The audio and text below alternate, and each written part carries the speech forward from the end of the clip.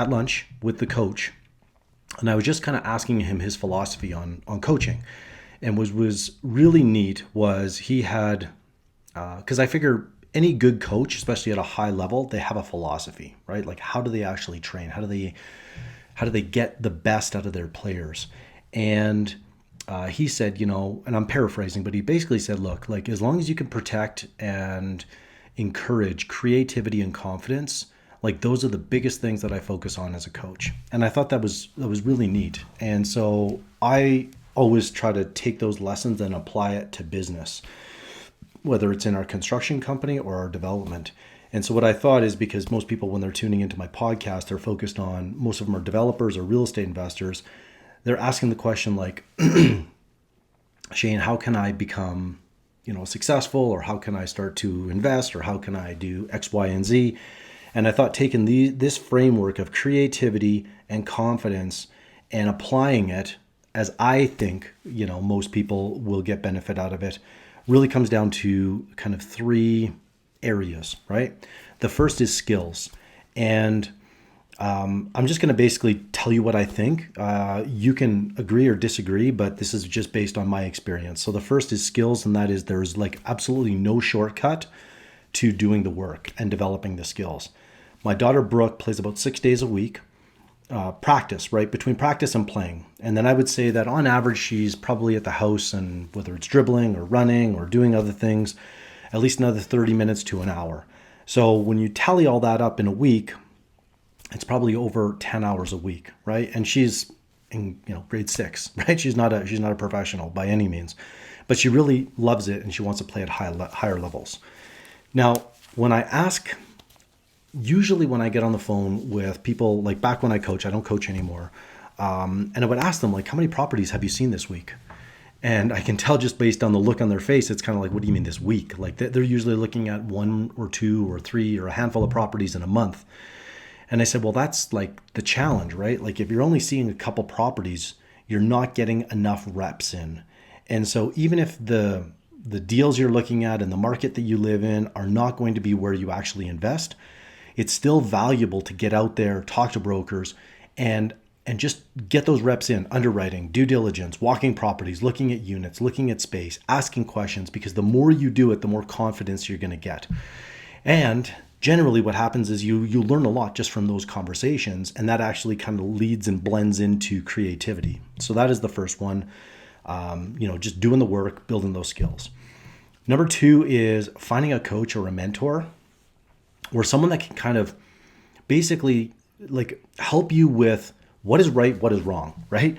Because there's no sense in doing a bunch of practice on the wrong things. And I saw this even with Brooke, and like their coach basically, and her coach this weekend was like, look, here are the 3 things we're going to focus on, right? 1, 2, and 3.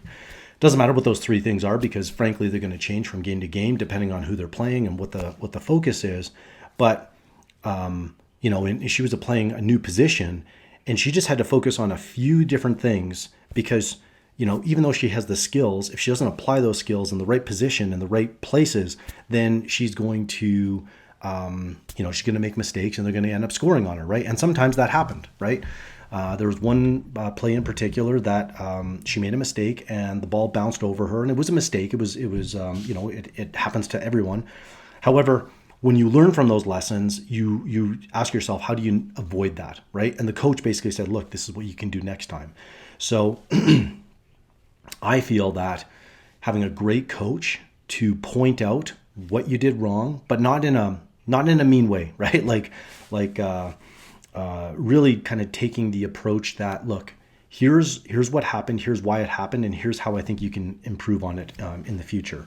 Now, this is where I think a lot of new investors will make the mistake. I literally just got a phone call, and I've had a few emails come in recently where I think that there's this, I don't know if it's widely spread or what the idea is, or where they're getting this kind of this concept that if they just say I'll work for free for someone, that this person is going to feel obligated to take you in and coach you. And I feel that is just the wrong information, because the people that I have learned from and got coaching from, I've either made them a lot of money, I've paid them, right? I mean, Brooks' coach, we pay them a lot of money. My son, he's learning how to skate. I'm paying someone to teach him. Even though I could teach him, I know that he's going to learn better with a professional coach that does this all the time, right? And so I don't go to them and say, hey, I'll barter with you. I'll do this. No. Like the easiest way is just to find out like how much does it cost? And some coaches, you can't get them, right? Like the people that I learn from, they don't actually take new people on. And so you just have to find someone else, right? And find out like what would it take to learn from them. Sometimes it means working, right? Like, so for me, I quit my job and I actually went full time. I didn't actually have to pay, but I paid through my sacrifice, if you will, of giving up like a good 6-figure job to learn, right? And so there's multiple ways that you can learn from a mentor or a coach, but I think it's just important. And that's where the creativity, I think, really comes in, right? And just because one person says no, that doesn't mean someone else might not accept that offer, right? So, I mean, if you've ever studied and listened, I don't know if this is true, but I heard this actually, that Warren Buffett, his teacher was Ben Graham. He wrote The Intelligent Investor. And at the end, I think of class, Warren went to Ben and said, Warren said to Ben, I want to learn from you. I will work for free for you if you teach me essentially how to invest, right? The value investor way. And my understanding is Ben basically said, that price is still too expensive. And what basically Ben was saying is, for me to teach you what I know, that is actually too expensive. Like your price of free is still not worth it, right? And but that didn't deter Warren. He still went out. He found other mentors. He found other people that he could learn from. He bought the books. And so there's lots of ways that you can still kind of get that coaching, even if you don't get like the one person that you're looking for. So that's the second one. The third one is wisdom and experience. And to me, this is really more on like, how do you actually avoid making mistakes and problems in the first place? And I think this is something that Charlie Munger talked about, right? Like the wisdom to understand like how to avoid a problem before it even becomes a problem. And generally speaking, this comes from just reps, experience, kind of getting kicked, in the head multiple times when you make mistakes, because I've found that so my mentors would give me insights. I didn't realize they were insights until much later. And when I made the mistake, I was like, oh, okay. Like now I understand what they were saying. And so oftentimes, like hearing an insight, it won't even make sense until you've gone through until you've kind of gone through several iterations, cycles, whether it's on the field, whether it's in business, whether it's in a development. And only after you've gone through it will you realize, okay, and now I see what they were telling me. And so what I would suggest is that it's very difficult to I have this written down. So it's best learned, this is insights, through observation and doing, not through learning, not through education. And that's because, as I just said, like you're not going to even realize an insight or be able to kind of determine was that, how impactful was that? I'll give you a good example. So last week I had a call with someone that's looking at building, call it like a $6 million development. And these guys had done developments, right?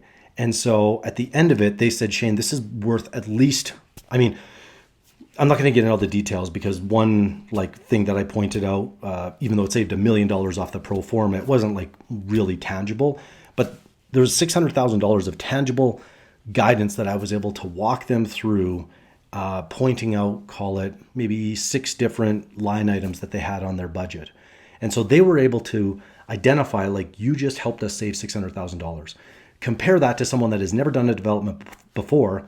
I walk them through and they're just like, oh, okay, thank you, right? They don't even appreciate that I might have just saved them $250,000. And that's why it's difficult, generally speaking, to work with people that are so new because they don't realize the value that you're giving, right? And so they will realize it, right? Just like when we first got Brooke into soccer, I couldn't tell a good coach from a bad coach. 3 or 4 years later, I can tell like she's very fortunate. She has great coaches.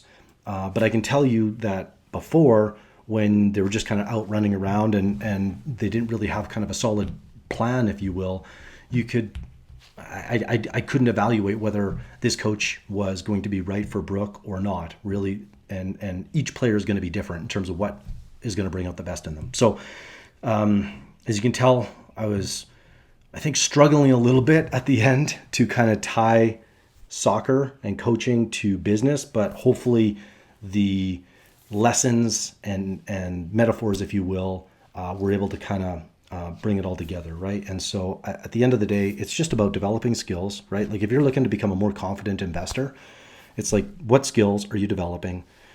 Find someone that will help you to basically say, yeah, you're on the right path or on the wrong path, right? Compensate them in some capacity. And then I would say is just really take a long-term perspective that this isn't something that you're going to master in a week, a month, a year. This is something I've been on this journey since 2003, 2004, that I've been investing, and I'm constantly learning and iterating, and sharing these lessons, if you will, helps to kind of hammer it home better for me, right? So I'm learning even though I'm kind of sharing these thoughts. So hopefully this has been helpful.